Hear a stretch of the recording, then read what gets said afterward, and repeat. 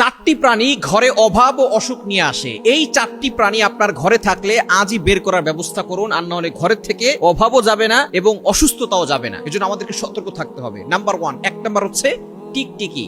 অনেকের ঘরের ভিতরে কিন্তু টিকটিকি থাকে। এই টিকটিকি সম্পর্কে কিন্তু নবীজি সাল্লাল্লাহু আলাইহি ওয়াসাল্লামের হাদিস রয়েছে। সূরা ইবনে মাজাহ 3231 নম্বর হাদিসের ভিতরে রয়েছে, একজন খাদেমা নবীজি সাল্লাল্লাহু আলাইহি ওয়াসাল্লামের স্ত্রী আম্মাজান আয়েশা রাদিয়াল্লাহু তাআলা আনহার ঘরে প্রবেশ করেছে। তারপর দেখলেন সেই ঘরের ভিতরে বর্ষা আছে। আম্মাজান আয়েশা রাদিয়াল্লাহু তাআলা আনহাকে জিজ্ঞেস করেছেন, এই বর্ষাতে আপনারা কি করেন? তখন তিনি বলেছেন, আমরা এই টিকটিকিকে দুনিয়া থেকে বিদায় করে দেই। কারণ এই টিকটিকি ইব্রাহিম আলাইহিস সালামকে যখন নমরুদ আগুনে নিক্ষেপ করেছিল, তখন সমস্ত প্রাণীরা কিভাবে আগুন নিবানো যায় এই চিন্তা ফিকির করেছিল, কিন্তু টিকটিকি আগুনে ফু দিয়েছিল যাতে করে আগুন আরো বেড়ে যায়।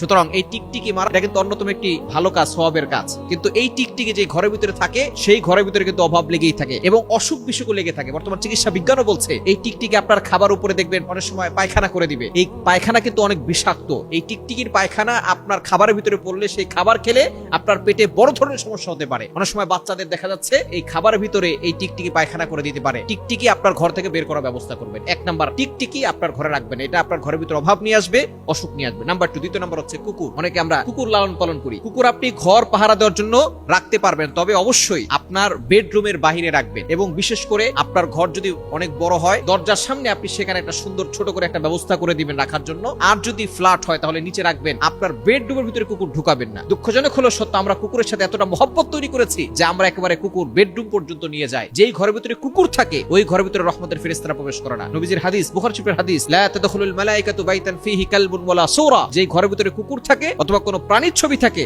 সেই ঘরের ভিতরে কোনো রহমতের ফেরেশতারা প্রবেশ করে না। আর যেই ঘরের ভিতরে রহমতের ফেরেশতা থাকে না, ওই ঘরের ভিতরে আল্লাহ পাক রব্বুল আলামিনের বরকত থাকে না, রহমত থাকে না। এজন্য এই কুকুরের লালার ভিতরে কিন্তু অনেক বিষাক্ততা আছে। নবীজি সাল্লাল্লাহু আলাইহি ওয়াসাল্লাম 1500 বছর আগে বলে দিয়েছেন যে কুকুরের লালা যদি কোনো খাবারে কুকুর মুখ দেয় তাহলে সেই খাবার তো ফেলে দিতে হবে, সাথে সাথে সেই খাবারের পাত্রটা 7 বার ধৌত করতে হবে। বর্তমান চিকিৎসা বিজ্ঞান গবেষণা করেছে যে কুকুরের লালার ভিতরে অনেক ধরনের ভাইরাস রয়েছে, যেই ভাইরাস মানুষকে বড় ধরনের ক্ষতি করতে পারে। অনেক মানুষ এই কুকুরকে লালন পালন করতে গিয়ে এই কুকুর চেটে দিয়েছে, যার কারণে তার শরীরের ভিতরে হাত পা এমনকি পঙ্গু পর্যন্ত হয়ে গিয়েছে। সুতরাং এই কুকুর আপনার বেডরুম পর্যন্ত ঢুকাবেন না, রহমতের ফেরেশতাও থাকবে না, অসুখ বিসুখ লেগেই থাকবে। 4 নাম্বার হচ্ছে ইঁদুর। ইঁদুর আমাদেরকে অনেক বড় ক্ষতি করে ফেলে। দেখা যাচ্ছে আপনার সম্পদ নষ্ট করে ফেলবে, কাপড় চোপড় কেটে দিবে, আমাদের ফসল নষ্ট করে ফেলে ইঁদুর। নবীজি সাল্লাল্লাহু আলাইহি সাল্লাম শয়তানের সাথে তুলনা করেছেন। নবী সাল্লাল্লাহু আলাইহি সাল্লাম বলেছেন, বুখারীর হাদিস, তোমরা রাতের বেলা তোমাদের ল্যাম্প, কূপ এগুলো বন্ধ করে রাখো, কেননা হতে পারে শয়তান ইঁদুরের উপরে ভর করে তোমাদের ঘরের ভিতরে আগুন জ্বালিয়ে দিতে পারে। সুতরাং এই ইঁদুরকে তাড়ানোর জন্য আপনি ঘরের ভিতরে বিড়াল রাখতে পারেন। এবং 4 নাম্বার হচ্ছে মাছি। এই মাছি কিন্তু অনেক সময় খাবারের ভিতরে পড়ে যায়। খাবারের ভিতরে তাদের পায়ে, তাদের শরীরে অনেক ধরনের বিষাক্ততা আছে, বাহিরে থাকে